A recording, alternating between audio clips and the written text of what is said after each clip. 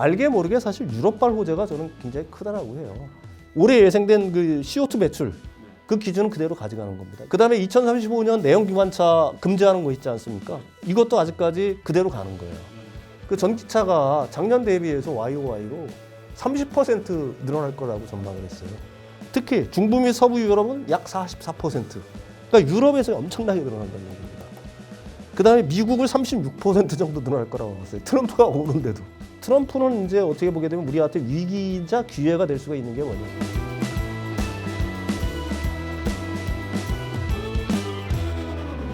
2차 전지에 대해서 좀 얘기를 해보겠는데 사실 이제 지금 바닥을 찍었다라는 평가가 좀 많거든요. 그래서 지금 2차 전지에 대한 모멘텀이 어떤 것이 있고 어떻게 또 2차 전지주 2025년도가 어떤 업황이 벌어질지에 대해서도 좀 말씀 부탁드립니다. 일단은 현대차 그룹이 전기차에서 굉장히 잘해나가고 있어요. 북미 지역에서 2, 3등을 갖다가 계속해서 하고 있는 거고요. 아래 기존의 그 완성차 업체들, 가령 뭐 폭스바겐 그룹이라든지 일본의 토요타, 닛산, 혼다 뭐 이런 회사들 다 물리치고서 전기차 부분에서 이렇게 승승장구를 하고 있는 겁니다. 특히 요번에 이제 그 IRA 5종이 포함이 됐잖아요, 현대차. 이게 거의 그룹사 중에서는 그러니까 자동차 완성차 그룹사 중에 유일해요. 작년에 40개 유종이 IRA 보종을 받았는데 이게 올해 25개 종으로 확 줄었어요. 근데 25개 중에서 현대차께 5개, 현대기아차 5개가 들어간 겁니다. 그 이제 사실은 FEOC 규정이라고 있잖아요. 해외 우려국에서 조달되는 뭐 광물 조건 뭐 이런 것을 다 충족시켰다는 얘기고. 특히 메타플랜트라고 조지아 공장이 있지 않습니까? 현대차 그룹의 메타플랜트가 작년 말부터 가동을 시작했잖아요. 그 이거는 굉장히 호재죠. 작년에는 7,500달러를 갖다 받지 못했는데도 그 현대기아차의 전기차가 북미 지역에 선전을 했단 말입니다.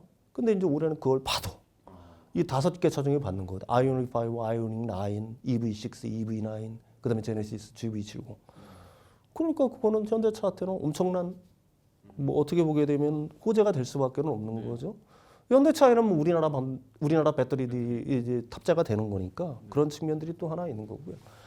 두 번째는 중국발 뉴스죠. 중국 애들이 이상하게 중국 상무부가 배터리 부품 제조 및 핵심 광물의 일부 공정 기술 수출 규제를 강화하겠다. 그럴 수 있어요. 왜 그러냐면 이게 특히 그 리튬 가공 공정이라든지 가령 뭐 이 연구 자석을 만드는 어떤 뭐 휘토리라든지 희귀 광물에 대한 어떤 그 공정 기술이라고 해야 되나요? 재련 기술, 공정 기술 같은 경우는 흑연도 마찬가지고요. 이게 중국인들이 제일 많이 노하우가 지금 쌓여 있는 거예요. 그러니까 뭐 기술적인 우위를 일단 갖고 있다라고 봐야 되겠죠. 이게 왜 이유는 이제 뭐 얘네들은 환경 같은 거 신경 안 쓰니까 그래서 이제 축적된 기술들이 있어요. 근데 이제 뭐 지들이 맡겠다고 하니까 그렇다라고 그러면은 미국이라든지 유럽 같은 경우에는 대안을 찾아야 될 거 아니겠습니까? 그래도 뭐 우리나라 배터리 업체들이 그런 기술 아니면은 포항 제철이라든지 뭐 에코프로 그룹이라든지 뭐 이런 어떤 공정 기술 같은 거 갖다 거기에는 나름대로 장점이 있는 거니까 우리나라 그 2차 전지 섹터에는 좀 긍정적인 소식이 될 거다라는 게 있는 거고요. 알게 모르게 사실 유럽발 호재가 저는 굉장히 크다라고 해요. 유럽 연합 같은 경우에서 이제 작년에 우리나라 신문들이 얼마나 얘기했어요. 뭐 이산화탄소 기준 그 강화하는 걸 갖다가 완화할 거다. 2035년 내연기관차 금지했는데 그거 뭐 물러설 거다 이런 얘기를 굉장히 많았잖아요. 근데 EU 집행위원이라든지 집행위원회가 거기 절대적인 그 힘을 갖고 있는 거잖아요. 위원장 같은 경우는 꿈쩍도 안 해요. 그러니까 올해 예상된 그 CO2 배출 그 기준은 그대로 가져가는 겁니다. 이게 21년부터 15%가 강화가 되는 거예요. 그 다음에 2035년 내연기관차 금지하는 거 있지 않습니까? 이것도 아직까지 그대로 가는 거예요.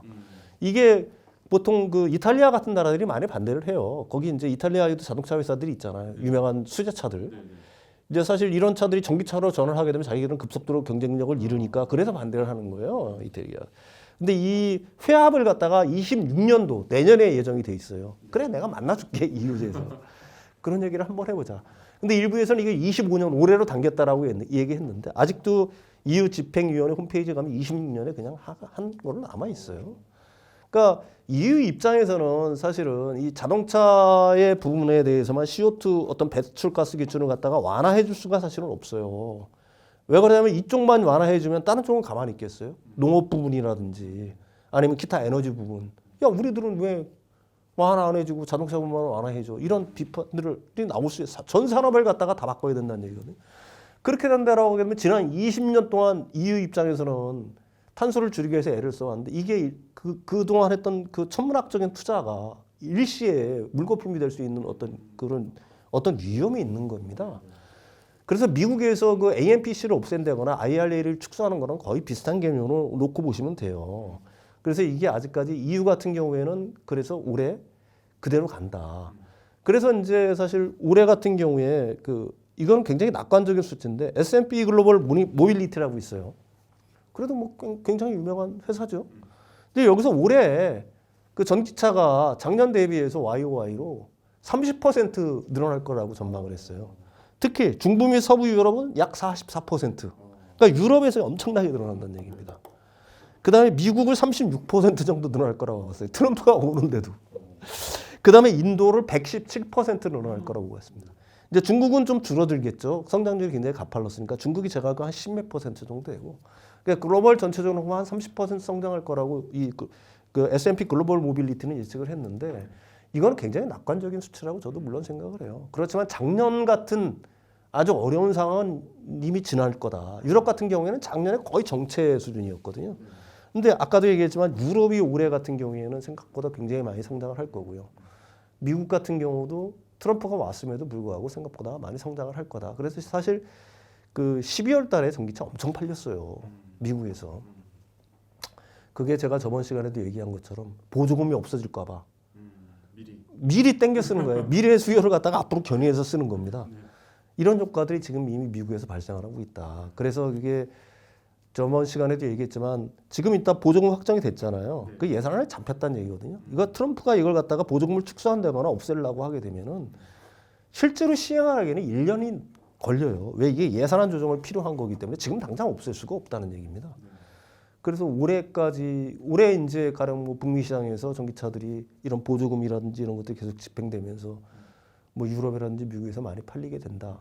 그다음에 글로벌 시장으로 전체적으로 성장을 한다. 이런 것들이 이제 종합이 되면서 우리나라 2차 전지 섹터에 이게 바닥이 아니냐 뭐 이런 얘기들이 나오고 있는 것 같습니다. 그런 요인들 때문에 사실상 이제는 2차 전지주가 다른 모멘텀을 이제 가져왔는데 그럼 이제 앞으로 그러면은 2025년도 앞으로 2차 전지주 어떻게 바라봐야 됩니까? 이거 계속 좋은 흐름을 물론 워낙 지금 안 좋았지만은 그래도 뭐 상승 모멘텀이 이제 좀 있는 건지 그리고 이거를 지금 투자하신 분들 굉장히 많거든요. 물려 있는 분도 굉장히 많으실 거예요. 그래서 어떻게 좀 2025년도 2차 전지주 바라보고 계시는지. 제가 생각하기에는 우리나라 2차 전지 배터리 섹터 같은 경우에는 이제 좋은 일만 남았다. 최악의 순간은 다 이제 지난 거 아니냐라는 생각을 해요.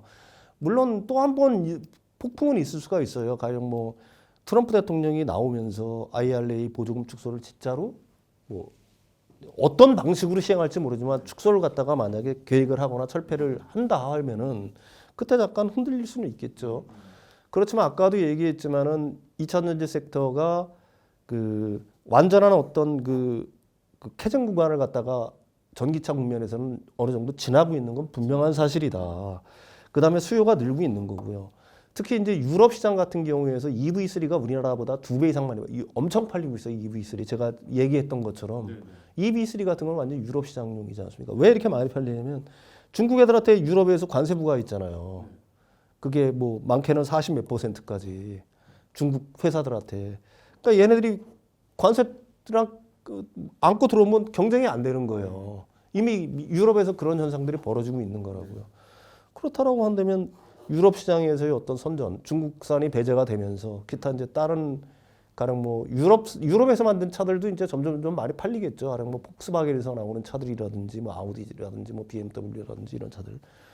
그렇지만 우리나라 차들부터 시작을 해가지고 그 유럽 시장이 이제 본격적으로 개화가 되기 시작할 거다.